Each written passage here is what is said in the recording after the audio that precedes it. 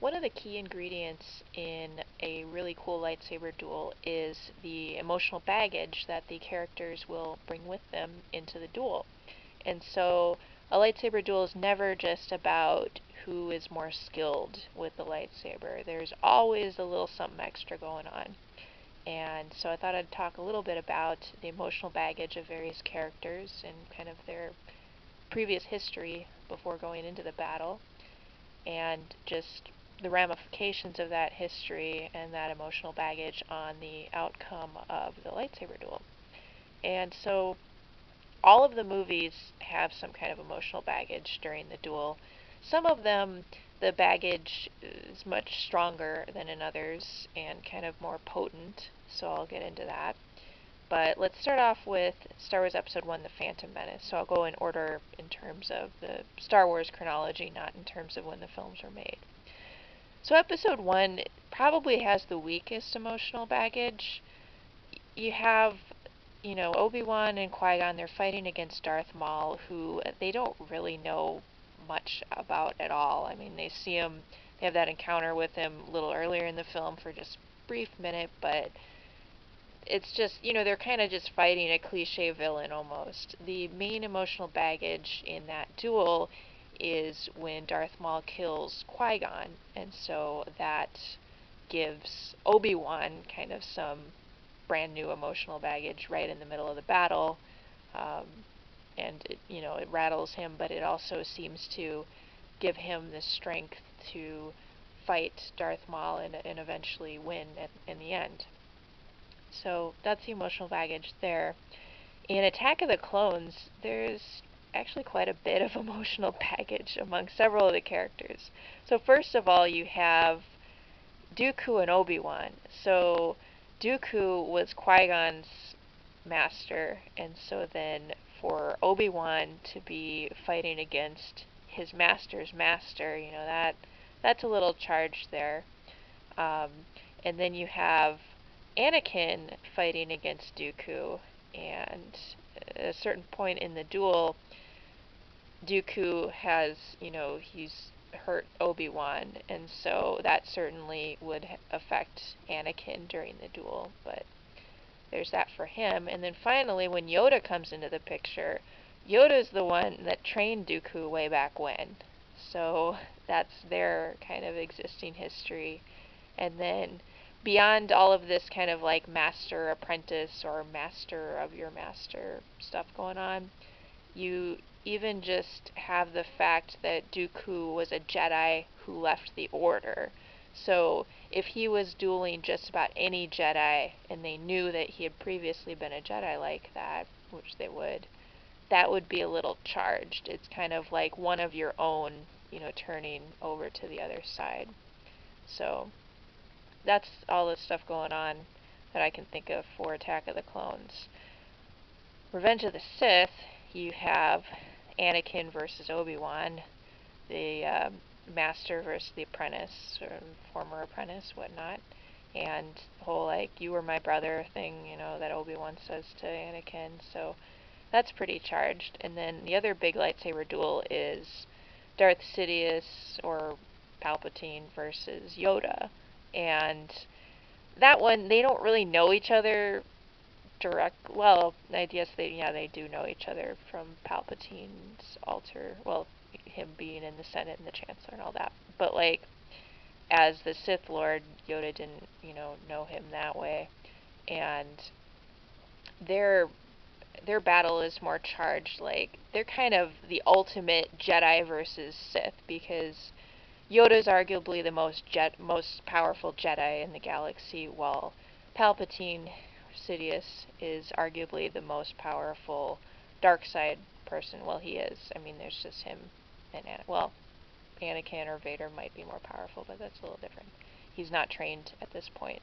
So it's kind of a literal battle of Jedi versus Sith. They kind of each embody their entire side, so that's pretty big. But on a personal level, they don't quite have the same connection that some of these other lightsaber battles have.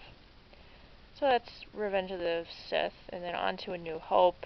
it's kind of the obvious. It's the Darth Vader and Obi-Wan meeting again after quite a while, and Darth Vader is definitely, his powers have grown a lot, and so you have that going on, and Obi-Wan doesn't really seem to be into the fight, and then, it's kind of a very quick duel, but it's mostly driven by the emotion, and then that line that has kept people thinking for years, if you strike me down, I'll become more powerful than you can possibly imagine.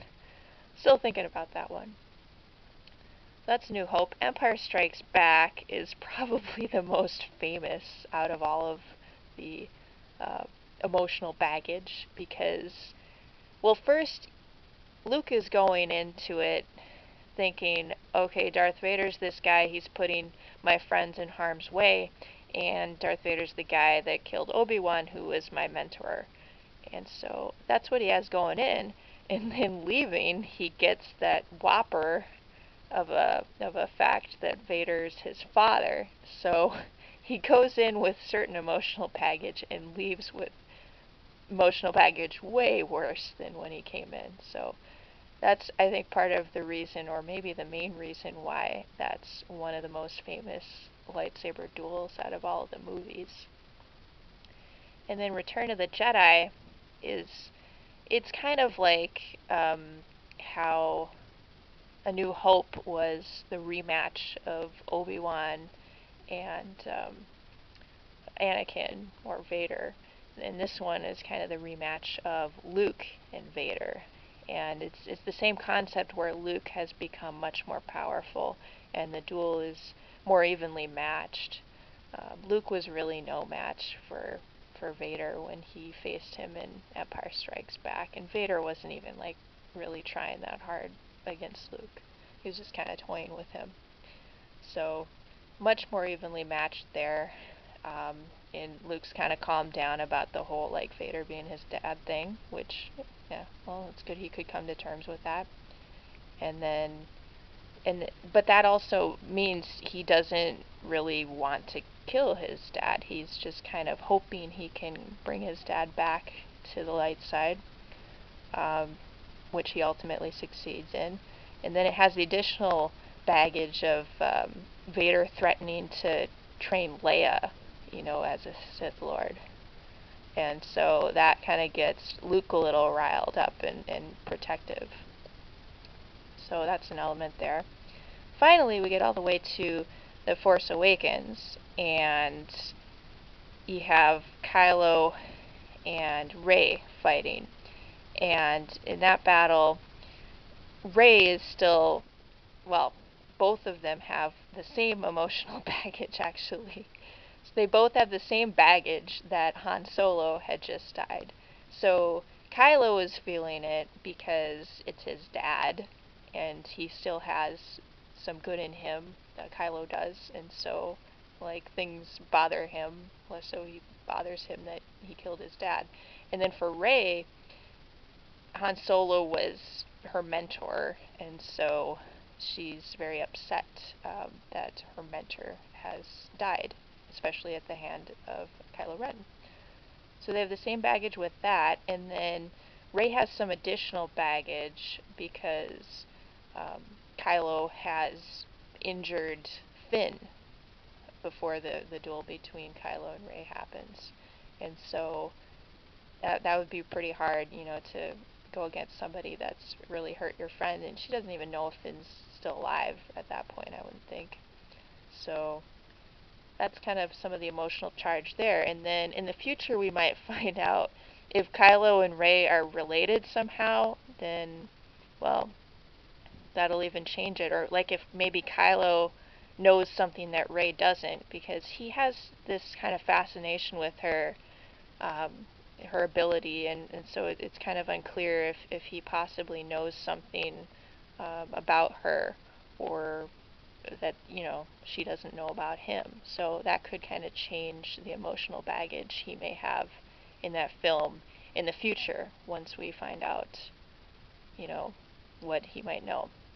So that's kind of a summary of the emotional baggage in all 7, up to this point, of the Star Wars movies. And yeah, for me, I think the duel in Return of the Jedi is the strongest, especially with the baggage, because just, I mean, Luke doesn't want to fight his dad, and Vader's really conflicted, and Vader's also torn between his master and his son. I forgot to mention that part too.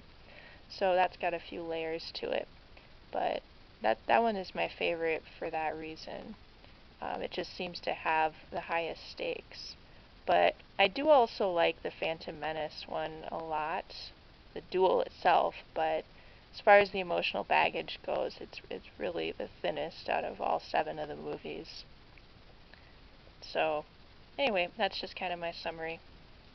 And yep, here's some lightsabers. Just because.